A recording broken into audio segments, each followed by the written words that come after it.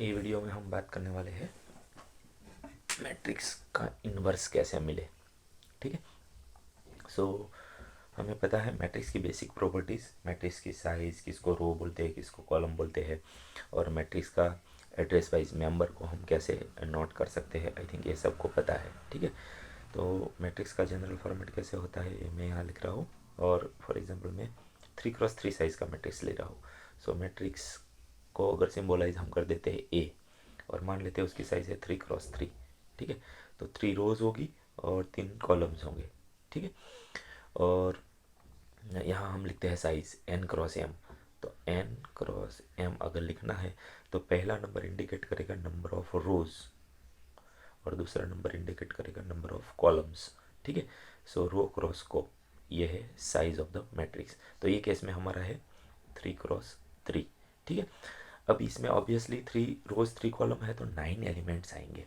वो 9 एलिमेंट्स को अगर मैं स्मॉल ए से डिनोट कर दूँ, स्मॉल ए, तो ऐसे हम लिख सकते हैं। बट हमें पता है सारे के सारे ए पोजीशन वाइज अलग है। ठीक है। तो इसका पोजीशन होगा first row first column, first row second column, first row third column, second row first column, second row second column, second row third column, third row first column, third row second column, third row third column. ठीक है। तो इसको address wise elements हम बोल सकते हैं। ठीक है। आराम से हर एक एलिमेंट को हम लोकेट कर सकते हैं एड्रेस से। ठीक है। तो ये इसके बेसिक एलिमेंट्स है। और इन्वर्स अगर हमें कैलकुलेट करना है तो सबसे पहले हमें इसका डिटर्मिनेंट पता होना चाहिए। और डिटर्मिनेंट पता फाइंड करना है तो सबसे पहले हमें माइनर्स पता होना चाहिए। ठीक है। तो पहले यहाँ हम डिस्कशन करने वाले हैं माइनर्स ऑफ मैट्रिक्स ए, है ना। तो माइनर्स क्या है। अब माइनर फाइंड करने के लिए क्या होगा, माइनर हमें मिलेगा ईच एंड एवरी एंट्री। ये जो 9 एलिमेंट्स आपको दिख रहे हैं ना, वो सारे के सारे मेंबर्स के माइनर्स मिलेंगे, यानी कि 9 माइनर्स मिलेंगे। बट माइनर्स को हम लिखेंगे एम। यहाँ मैट्रिक्स ए है, इसके एलिमेंट्स को हम स्मॉल ए लिखा है, तो माइनर्स को हम लिखेंगे एम, है ना। सो माइनस सपोज मैं कोई एक रैंडम कैंडिडेट के लिए सिलेक्ट करता हूँ, ए ए A11, है ना। ये अगर हमारा एक एलिमेंट है उसका माइनर फाइंड करना है, सो A11 का माइनर, इसको हम क्या बोलेंगे, M11। M11 सिंबल क्यों बदल जाएगा, वैल्यू भी वैसे तो बदलेगी, बट कैलकुलेशन कैसे करना है दिखाना है, इसलिए मैं सिम्बॉलिकली M11 लिख रहा हूँ। ठीक है। तो अब हमें करना क्या है, तो ये मैट्रिक्स में हम जिसका भी माइनर कैलकुलेट करना चाहते हैं वो उस रो एंड उस कॉलम को हमें हाइड करना है। तो ये जो A11 है वो ये कॉलम में आ रहा है, ये रो में आ रहा है, तो उसको अगर हम हाइड कर देंगे तो क्या हमें दिखाई देगा, A2223, 3233। सो A2223, 3233। और 2/2 डिटरमिनेंट कैसे सॉल्व करना है ये भी हमें पता है। ये दोनों का आएगा मल्टीप्लिकेशन, यानी कि A22 minus sorry A22 into A33 minus ये दोनों का मल्टीप्लिकेशन, यानी कि A32 इंटू A23। ठीक है। तो बेसिकली ये दोनों का, इसको बोलते हैं डायगोनल मेंबर्स। तो ये मेन डायगोनल होगा, ये रिवर्स डायगोनल होगा। सो मेन डायगोनल का मल्टीप्लिकेशन माइनस रिवर्स डायगोनल का मल्टीप्लिकेशन, ये जो भी नंबर आपको मिलेगा वो होगा M11 माइनर ऑफ A11। ठीक है। तो ऐसे टोटल 9 करना है, तो मैं रेंडमली सारे के सारे नहीं यहाँ दिखा रहा हूँ। अब मान लेते हैं कि हमें A22 कैलकुलेट करना है, minor of A22। So next मैं फाइंड कर रहा हूँ माइनर ऑफ A22, जिसको हम नाम दे देंगे M22। ठीक है। अब कैसे मिलेगा, तो अगेन हमें A22 वाली रो एंड कॉलम को हाइड करना है। ठीक है। सो A22 रो ये हो गई और कॉलम मिडल वाला हो जाएगा। ठीक है। तो अभी हमें क्या दिखाई देगा, A11, A13, A31, A33। ठीक है। तो ओ है यहाँ लिख रहा हूँ A11, A13, A31, A33। Again ये दोनों का मल्टीप्लीकेशन A11, A33 माइनस ये दोनों का मल्टीप्लिकेशन, A31 A13, और ये जो भी मिलेगा वो हमारा A22 के लिए माइनर हो जाएगा। ठीक है, सो आई होप कि ये प्रोसीजर आपको पता चल गई होगी। सो फाइनली ऐसी 9 कैलकुलेशन करने के बाद, टोटल 9 कैलकुलेशन होगी क्योंकि 9 मेंबर्स है सबके लिए अलग अलग, तो उसके बाद हमें फाइनली मिलेगा माइनर्स ऑफ ए। सो मैं ऐसे लिख रहा हूँ यहाँ, minor of a matrix A, और इसको हम क्या लिखेंगे, M11 M12 M13 M21 M22 sorry M22 M23 M31 M32 M33, है ना।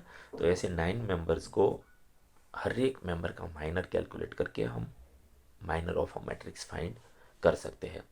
ठीक है, आई होप कि माइनर क्या है वो आप सब लोगों को पता चल गया होगा। अभी नेक्स्ट हम जाने वाले हैं कोफैक्टर बनाने के लिए। ठीक है, सो ध्यान से देखना कोफैक्टर है क्या।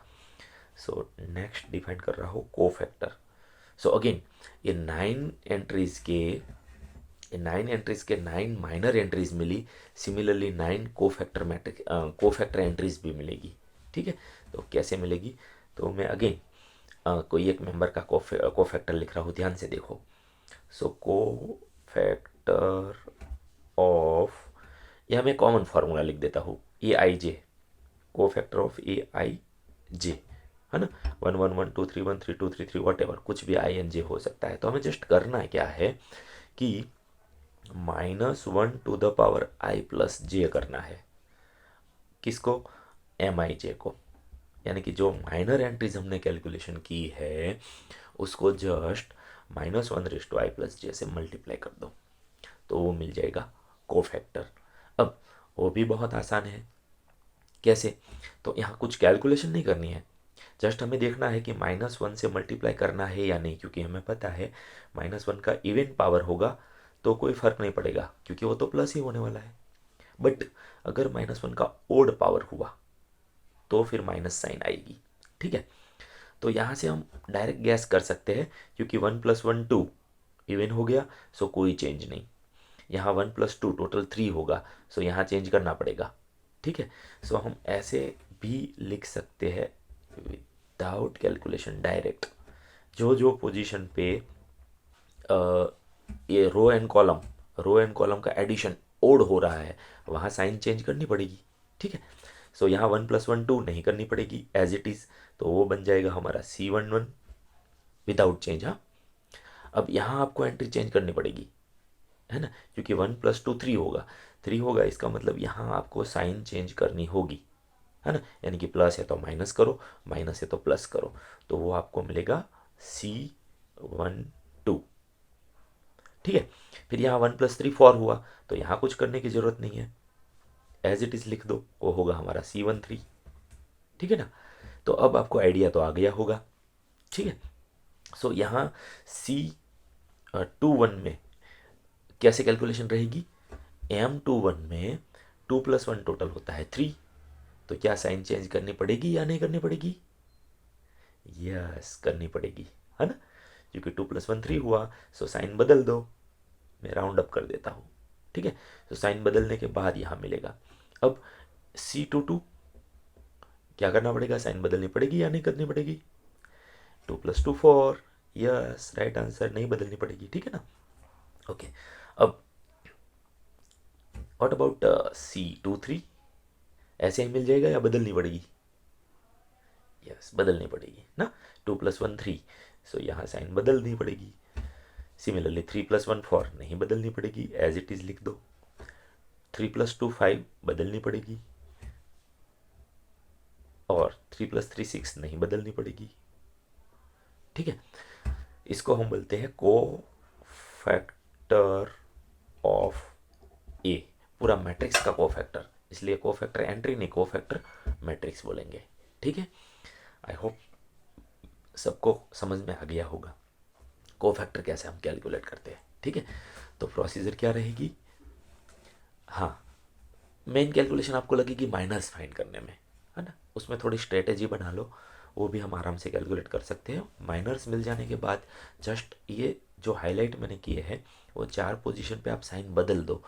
फिर से बदल दो का मतलब क्या है मैं बता दूँ, प्लस है तो माइनस करो, माइनस है तो प्लस करो, ठीक है। और ऐसा करने से हमें जो मैट्रिक्स मिलेगा उसको बोलते हैं कोफैक्टर मैट्रिक्स। और अगर इसका हम ट्रांसपोज ले लेंगे तो उसको वो बन जाएगा एडजॉइंट ऑफ ए, ठीक है। तो वो भी साथ में लिख देते हैं क्योंकि इनवर्स में हमें इसकी ज़रूरत पड़ेगी। सो एडजॉइंट क्या मिलेगा, मैं जस्ट जगह यहाँ लिख रहा हूँ, चलो। सो अगर हम adjoint of A, sorry small A लिखेंगे, एडजॉइंट ऑफ ए फाइंड करना है तो क्या करना है, कोफैक्टर ए का ट्रांसपोज करना है ना। सो कोफैक्टर ऑफ मैट्रिक्स ए जो हमें मिला है उसका जस्ट ट्रांसपोज करो, ट्रांसपोज। और आई थिंक ट्रांसपोज कैसे लिखना है वो सबको पता होगा, अगर नहीं पता है तो बता दूं कि रो को कॉलम में लिखेंगे, कॉलम को रो में लिखेंगे, है ना। तो इसका मतलब एडजॉइंट ऑफ ए कैसे होगा, मैं जस्ट यहाँ लिख रहा हूँ, एडजॉइंट ऑफ ए, ठीक है। सो ये जो हमें फर्स्ट रो दिखाई दे रही है ना उसको फर्स्ट कॉलम बना दो, यानी कि C11 C12 एंड C13। और जो सेकेंड रो आपको दिखाई दे रही है उसको सेकेंड कॉलम में लिख दो, यानी कि C21 C22 C23। और थर्ड रो बन जाएगा हमारा third column C31 C32 C33। ये हो गया हमारा एडजॉइंट, ठीक है। और एडजॉइंट मिल जाने के बाद अब जस्ट ए इनवर्स की डेफिनेशन, ए इनवर्स क्या होगा, A inverse is equal to 1/mod A into adjoint, adjoint of A, ठीक है। ये है इनवर्स फाइंड करने की डेफिनेशन। बट यहाँ याद रहे एडजॉइंट मोड ये ज़ीरो नहीं होना चाहिए, सो इसको हम गेट पास बोल सकते हैं, ठीक है। सो जब ये इनवर्स फाइंड करना है सबसे पहले हम ये चेक कर लेंगे, क्योंकि अगर मोड यही ज़ीरो हो गया तो इनवर्स मिलेगा ही नहीं, ये सारी प्रोसेस मीनिंगलेस है, ठीक है। सो आई थिंक यस, डिटरमिनेंट कैसे फाइंड करना है वो सबको पता होगा। और अगर नहीं पता है तो एक और वीडियो है इसके बाद में, वो आप लोग देख सकते हो, ठीक है। सो ऐसे आप इनवर्स कैलकुलेट कर सकते हो। Thank you.